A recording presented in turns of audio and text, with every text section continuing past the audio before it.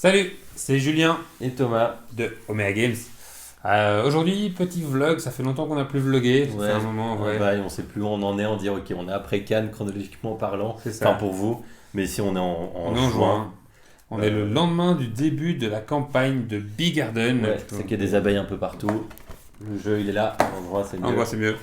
Euh, Et dans donc, l'ordre, ce qui s'est peut-être ouais, pas on ouais, s'est dit qu'on va vous il faire un était petit temps. vlog différent de d'habitude. On va plutôt vous faire un petit vlog face cam, comme ça, juste un petit peu. Voilà, sans Pour, avoir vraiment voilà, préparé c'est ça, sans avoir ce qu'on vous ce qu'on préparer allait dire.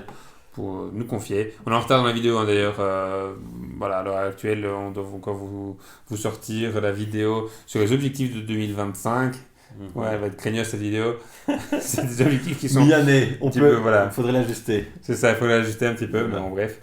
On doit vous sortir ça, le vlog encore d'avant Cannes, et puis celle-ci, on va essayer d'activer un petit peu tous ces montages de vidéos voilà, avec la campagne Mhm. Ulule, etc. Ouais. C'est pas le plus évident.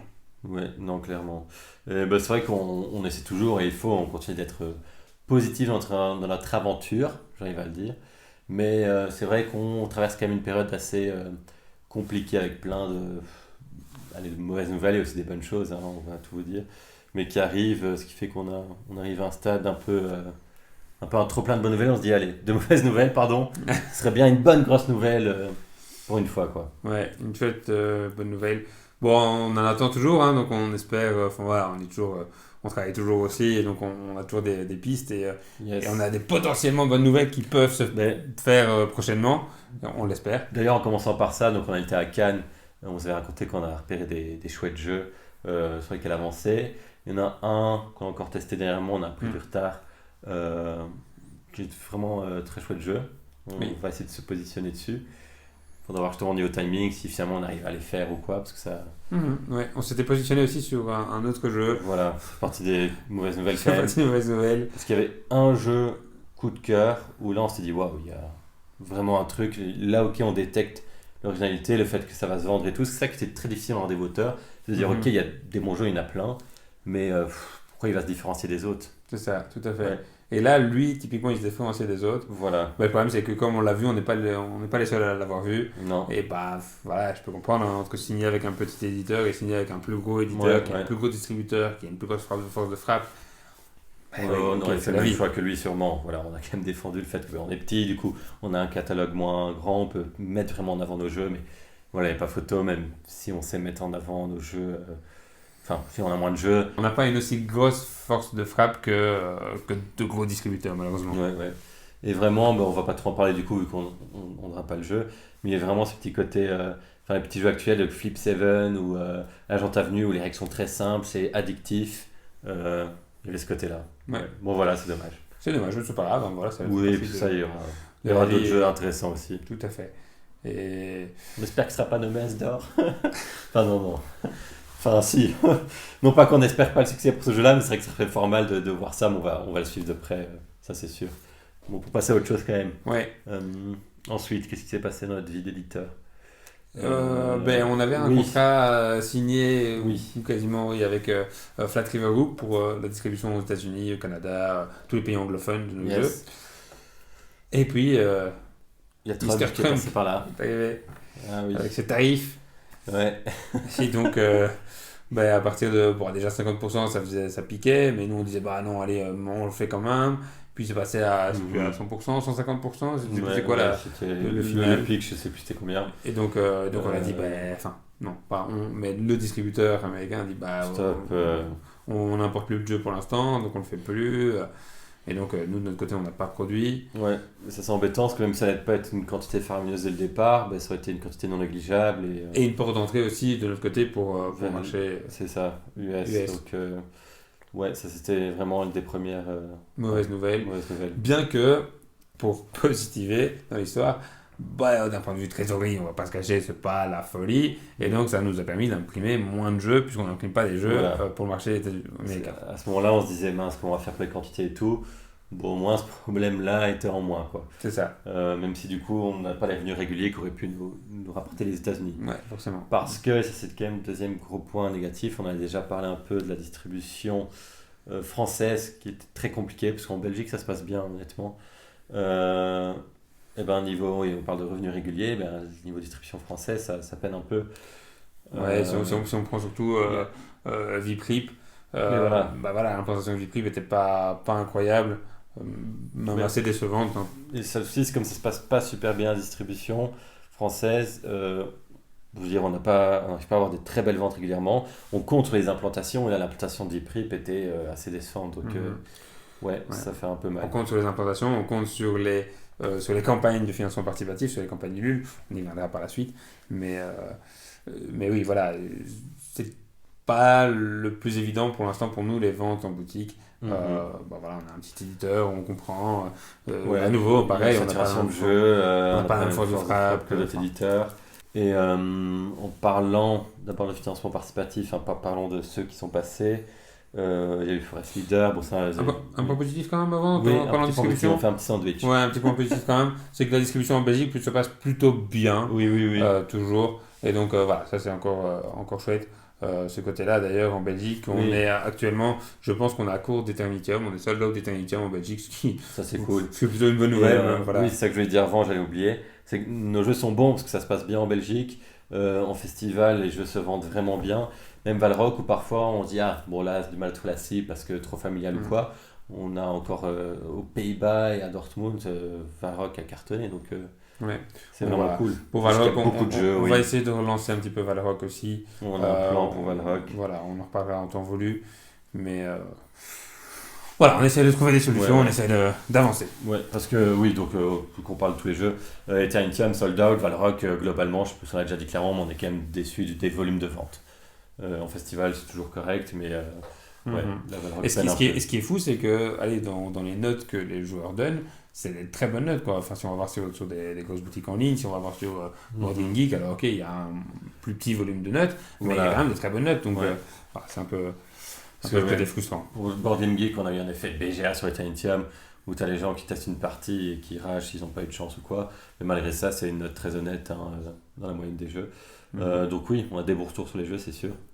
Après Vipri, puis qu'est-ce qui s'est passé Mais ben, tu en as les parlé productions rapidement, et tout, sur le Forest Leader, côté, voilà, oui, Forest Leader, bah, ça c'était la campagne. une grosse déception, la campagne. Hein. Pendant la campagne sur les communications, ben, il faut toujours, on a une touche positive pour inciter à rejoindre l'aventure et tout, mais c'est clair que le montant a été allez, décevant quand même. Ouais.